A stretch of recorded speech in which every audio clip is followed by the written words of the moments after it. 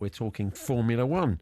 We have a Grand Prix to reflect on. But predominantly, we're going to chat about our next guest's new book, Formula One Cars, the greatest F1 cars from 1950 to the present day. And we're delighted to say Maurice Hamilton is back in the talkSPORT studios. He's the author of the book. Good to see you, Maurice. Lovely to see you too. Yeah, it's a lovely book. Nice book.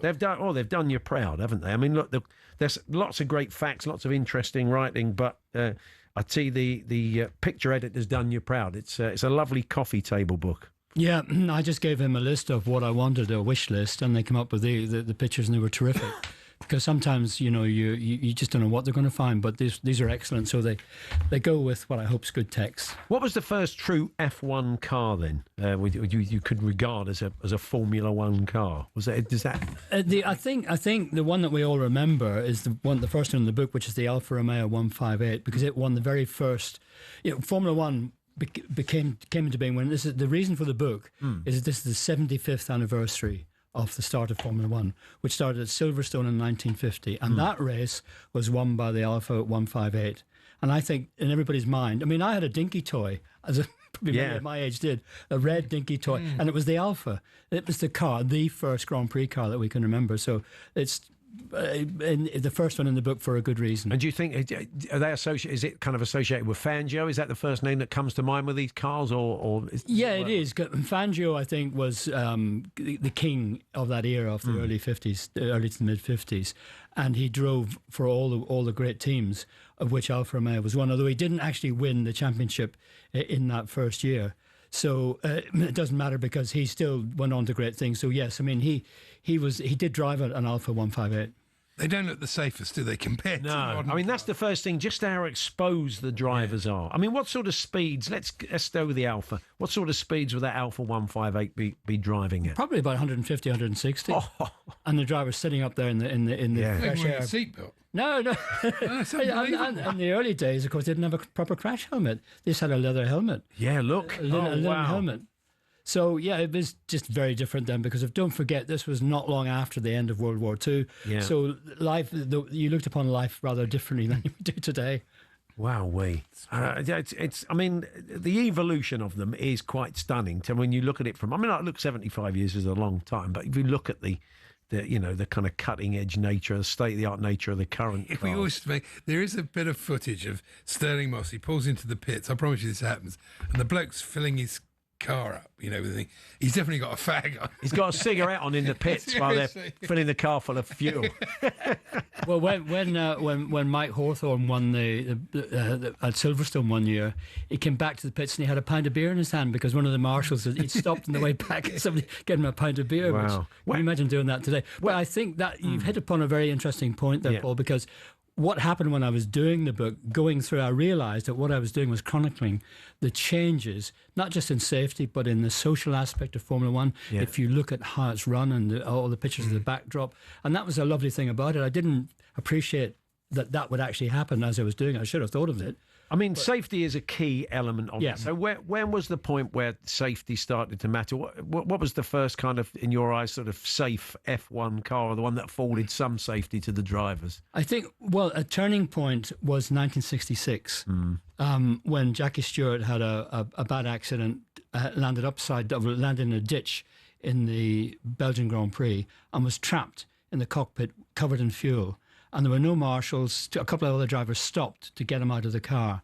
And when they got him out, they realised there was no backup trackside. So he then started a campaign to bring safety into Formula, to make people realise that, look, if a driver goes off and it's not his fault, you've got to look after him as best you can. And that was the start of it. And then they started to think about the cars, because the fuel was just in an aluminium tank. Yeah. You puncture the tank, fuel everywhere, car catches fire. Do you remember, I mean, you used to regularly see crashes, and now if you look at the March 701 1970, you'll see that there's a fire in that race and Stewart is driving through it in his March.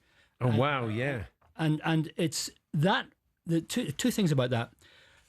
Two cars collided in the first lap and they both caught fire, which you can see, but the race continued. You can see Stewart driving to victory across the track. It's covered in foam and water. The two cars have just been put out.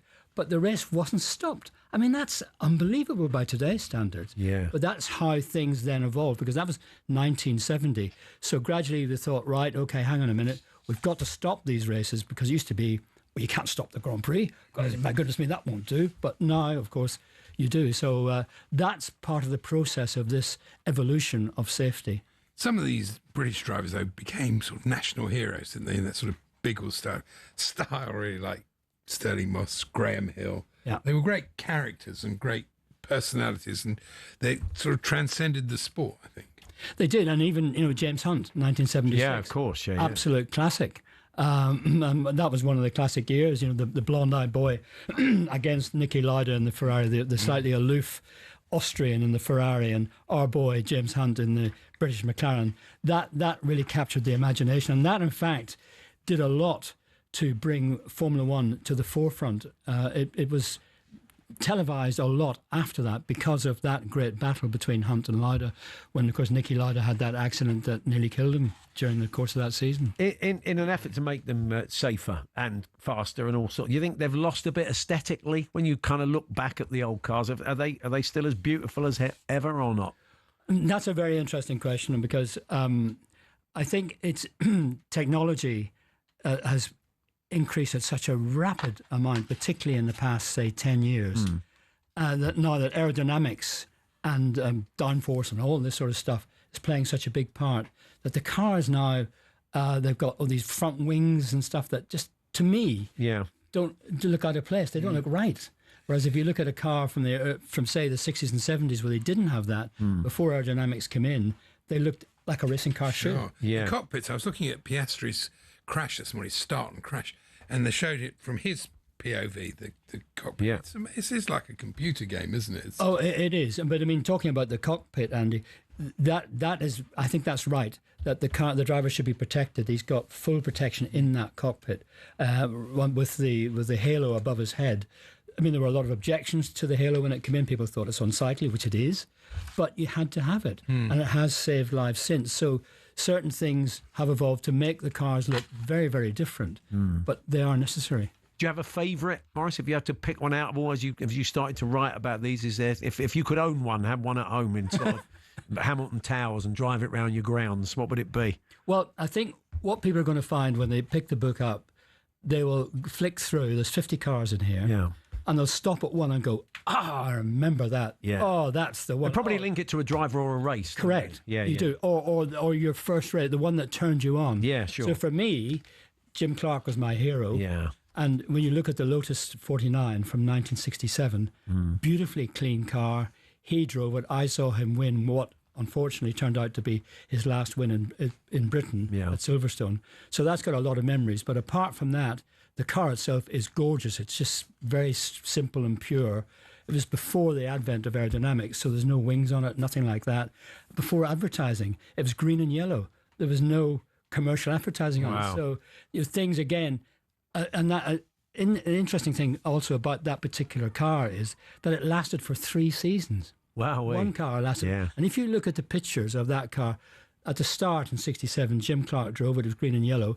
3 years later, Jochen Rindt won with the same, an advanced version of it, but it's covered in John Player symbols. It's got wings front and back. Yeah. That happened over the space of 3 years. Yeah, the cigarette advertising is, it takes you back. Maurice's book is called Formula One Cars, the greatest F1 cars from 1950 to the present day. It's published by Collins. Beautifully illustrated, and a lovely Christmas, you're a fan of F1, Christmas present for the F1 fan in your life. It's a lovely book. So, Maurice, let's just quickly touch on Azerbaijan. And I saw some comments from McLaren's team principal, and they think it's game on with Verstappen. They are looking over their shoulder because there's plenty of points to play for, isn't there? Well, if they keep doing what they did yesterday or last week, yes, there are. I think it's a tall order. I mean, let's talk this up. Max Verstappen's won 2 races in succession, driving brilliantly. I mean, the Red Bull has improved, yes, but Verstappen is carrying it on his shoulders, as it were, by just doing extraordinary things. Saying all that, the 2 circuits we've just had, Monza and Azerbaijan, suit the Red Bull more than the McLaren. We're now going to go to Singapore, which is a different kettle of fish. Yeah. If Verstappen and Red Bull are dominant there, like they have been for the past two, it's game on, definitely. But I don't think it will be. I think McLaren will be back on par, back where they have been of those two. But for him to win the championship, he has to take, you're probably better at maths than me, Paul. Yeah. He's got to do something like score 10 points more per race than Piastri. Asking a lot. That's a tall order.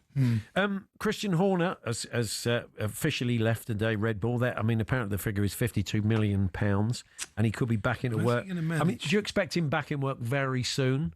I don't know where he'd go. I think he'd like to come back. I mean, it's all very well. The money probably is coincidental because he's probably earned enough as it is. I think what's happening is when you've been front and centre of Formula One like Christian Horner's been, to have it stop suddenly and you're no longer there, you're no longer on the pit wall, you're no longer being interviewed, he's going to miss it like crazy. So I'm sure he'd love to come back, but he's not going to come back at anything other than being a team principal because that's what he's done. So where would you go? Yeah. I don't know where he would go. There's a new team coming in, Cadillac. Maybe go there because that's a challenge to bring that team up, but then they've got themselves sorted out. So I'm sure he'd love to come back, but it would have to be under his terms, and I don't see how that would work. Maurice, we wish you well with the book. Thanks very much. Good to see you again. Thanks for coming. Thank you very much, guys. It was lovely to see you. Yeah, Formula One Cars by Maurice Hamilton with a foreword by Martin Brundle, published by Collins. A lovely Christmas present for the F1 fan in your life. On AM, on DAB, via the talkSPORT app and on your smart speaker. talkSPORT.